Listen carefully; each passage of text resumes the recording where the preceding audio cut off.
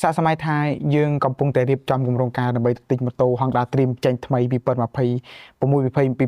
នឹងជិតចូលមុនទៀតហើយអញ្ចឹងសាកសម័យមើលថាបើសិនជាយើងអ្នកគ្នាខំយូរលុយដែលយើងខំរកបានខំសន្សំទុកប្រើទាំងអស់ពីញើសអស់ពីឈាមរបស់យើងហើយយើងទៅទិញហើយពេលយើងទៅទិញម៉ូតូយើងធ្វើឯកសារម៉ូតូដល់ពេលធ្វើឯកសារម៉ូតូរត់អស់ហើយដល់ពេលតាយកម៉ូតូមកដល់ផ្ទះស្រាប់តែមើលឯកសារហ្នឹងគឺសិតតែឯកសារคล้ายៗទាំងអស់អញ្ចឹងប្រហែលជាយើងអ្នកគ្នាច្បាស់ជាខកចិត្តខ្លាំងមែនទែនចំពោះក្រុមហ៊ុនម៉ូតូហ្នឹងអញ្ចឹងនៅក្នុងមេរៀនសប្តាហ៍នេះគឺលោកពលគាត់ចង់បង្រៀនទាំងអស់គ្នាឲ្យយើងទាំងអស់គ្នាឃើញថានៅពេលដែលយើងទាំងអស់គ្នាជឿព្រះនៅពេលណាយើងជាគ្រិស្តបរិស័ទអញ្ចឹងបើសិនជាយើងជឿព្រះហើយយើងក្នុងនាមជាយើងជាគ្រិស្តបរិស័ទបើសិនជាយើងអត់ជឿទៅលើការដែល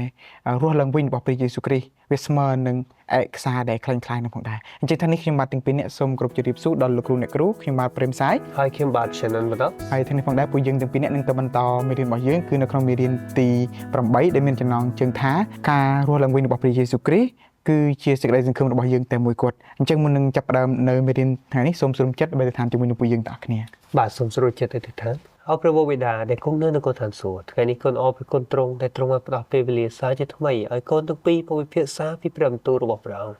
បិតាសូមទ្រង់គង់ជាមួយសូមទ្រង់ផ្ដល់នូវចំណេះ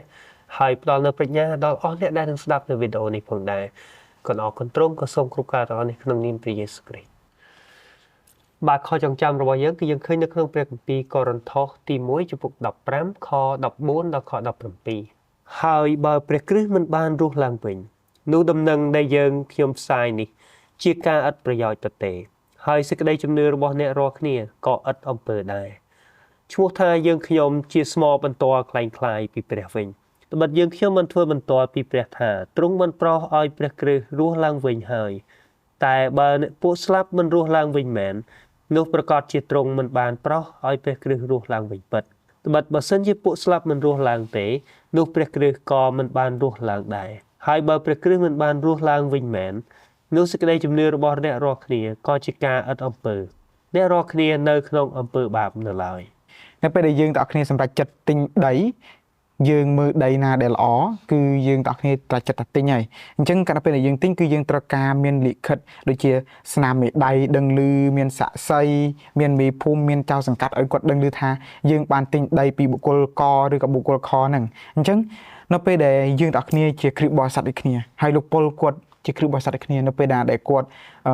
ព្យាយាមផ្សាយដំណឹងល្អគឺគាត់បានផ្សាយដំណឹងល្អទាក់ទងទៅនឹងការរស់ឡើងវិញរបស់ព្រះយេស៊ូវគ្រីស្ទហើយនៅពេលដែលគាត់ផ្សាយដំណឹងល្អពីការដែលរស់ឡើងវិញរបស់ព្រះយេស៊ូវគ្រីស្ទហ្នឹងគឺគាត់តែងតែមានផុសតាងដើម្បីបញ្ជាក់ថាព្រះទ្រង់គឺជាព្រះដ៏ពិតហើយការដែលទ្រង់រស់ឡើងវិញហ្នឹងពិតប្រាកដមែនទែនគាត់យកស័ក្តិសិទ្ធិជាច្រើនហើយគាត់បង្ហាញអំពីរឿងរ៉ាវជាច្រើនផុសតាងជាច្រើនដើម្បីឲ្យប្រជាជននៅក្នុងទីក្រុងកូរិនថូសបានឃើញផងដែរក្នុងនាមជាក្រុមជំនុំពិតប្រាកដរបស់ព្រះគ្រីស្ទយើងក៏ដាក់គ្រឹះរបស់យើងទៅលើព្រះបន្ទូលដែលជាស្មោបន្ទាល់ជាសាក្សីអំពីការរស់ឡើងវិញដ៏ពិតប្រាកដរបស់ព្រះគ្រីស្ទផងដែរបើសិនជាព្រះគ្រីស្ទមិនបានរស់ឡើងវិញតើនឹងមានអ្វីកើតឡើងគឺយើងនឹងកើតទៅជាស្មោបន្ទាល់คล้ายៗហើយបើសិនជាព្រះគ្រីស្ទមិនបានរស់ឡើងវិញមែនដំណឹងល្អរបស់យើងគឺគ្មានគោលដៅក៏គ្មានប្រយោជន៍ដែរប៉ុន្តែយើងសួរថាហេតុអ្វីបានជាមនុស្សសពថ្ងៃគាត់ជឿទៅលើ Wi-Fi គាត់ជឿទៅលើរបស់ដែលមើលមិនឃើញក៏ប៉ុន្តែព្រះគ្រីស្ទរស់ឡើងវិញមួយសោះហេតុអ្វីបានគាត់ក៏រអាក់រអួលក្នុងការជឿមកម្ល៉េះដោយហេតុថាលោកពលគាត់មានស្មោបន្ទាល់ពិតប្រាកដដែលពិតជាបានឃើញព្រះគ្រីស្ទរស់ឡើងវិញមែន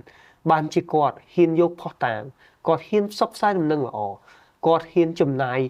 ទាំងជីវិតរបស់គាត់ក្នុងការផ្សព្វផ្សាយដំណឹងល្អរបស់ព្រះគ្រីស្ទទៅកាន់លោកីហើយយើងក៏ដូចគ្នាផងដែរ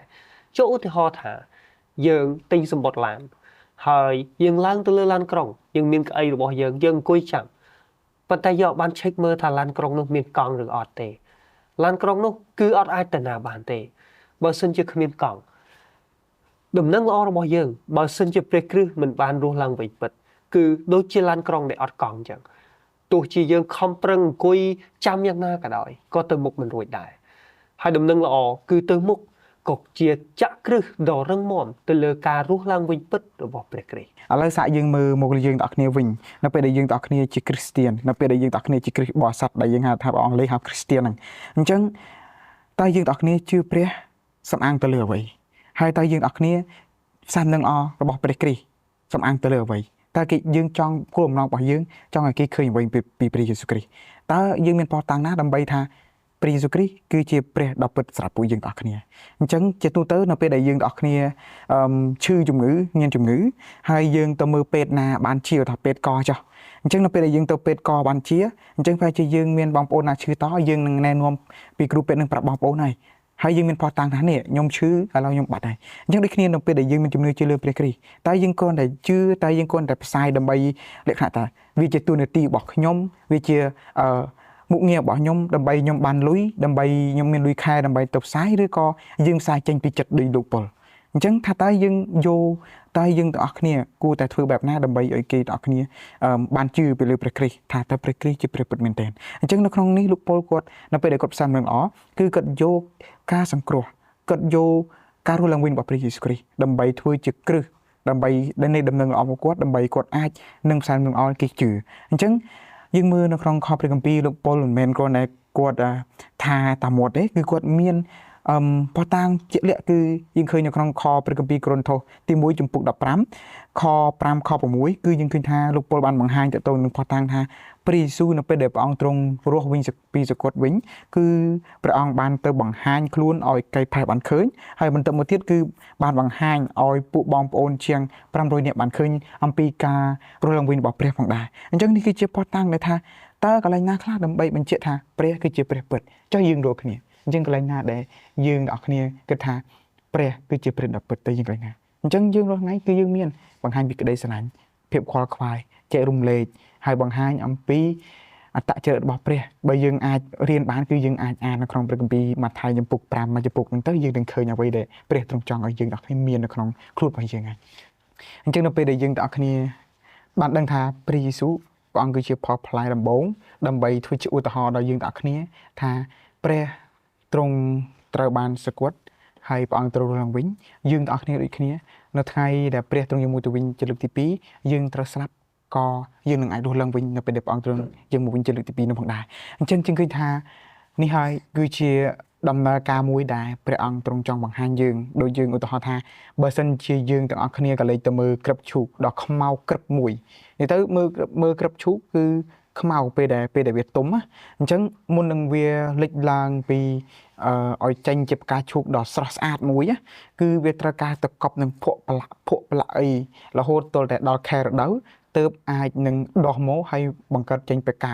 កាមួយដ៏ស្រស់ស្អាតមែនទែនអញ្ចឹងនេះគឺជាដំណើរមួយរបស់ព្រះគ្រីស្ទដែលព្រះគ្រីស្ទទ្រង់ចង់បង្ហាញឲ្យយើងទាំងអស់គ្នាឃើញថាជីវិតក្នុងព្រះជីវិតជាអ្នកផ្សាយដំណឹងល្អដំបូងមើលទៅដូចជាពិបាកដំបូងមើលទៅដូចជារអាក់រអួលមើលទៅដូចជាមិនសមស្របសោះនឹងស្ថានភាពណាមួយទេប៉ុន្តែព្រះទ្រង់នឹងមានអំណាចក្នុងការផ្លាស់ប្ដូរឲ្យដំណឹងល្អរបស់ព្រះក៏คล้ายទៅជារូបរាងមួយដ៏ថ្មីហើយរូបរាងមួយដ៏ស្រស់ស្អាតបំព្រងនឹងផងដែរអញ្ចឹងនៅក្នុងនេះគឺជារូបកាយមួយដែលព្រះយើងឃើញថានៅពេលដែលព្រះអង្គទ្រង់សគត់ហើយព្រះអង្គទ្រង់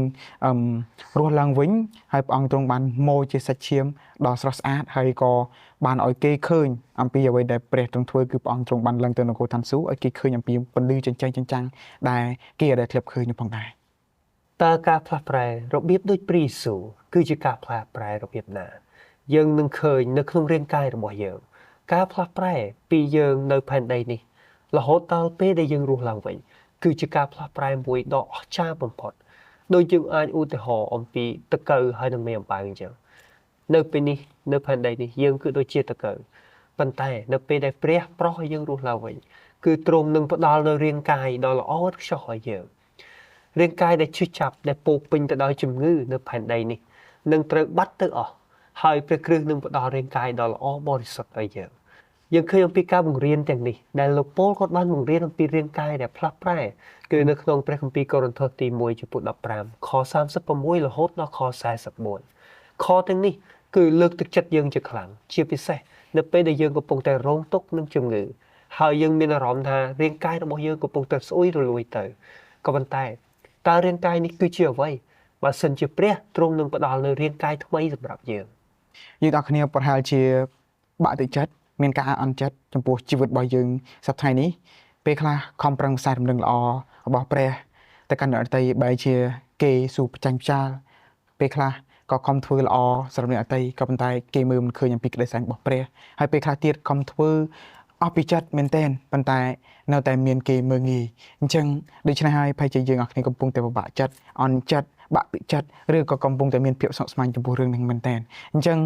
នៅក្នុងព្រះគម្ពីរគឺមានពោពេញទៅដោយពាក្យលើកទឹកចិត្តហើយនៅក្នុងព្រះគម្ពីរក៏មានពាក្យដែលព្រះយេស៊ូវព្រះអង្គទ្រង់បានមានបន្ទូលដើម្បីការពារយើងផងដែរអញ្ចឹង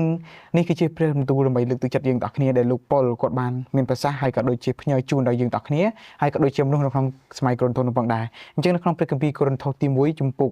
15ខ42 43បានសម្ដែងថាសេចក្តីដែលមនុស្សស្លាប់បានរស់ឡើងវិញ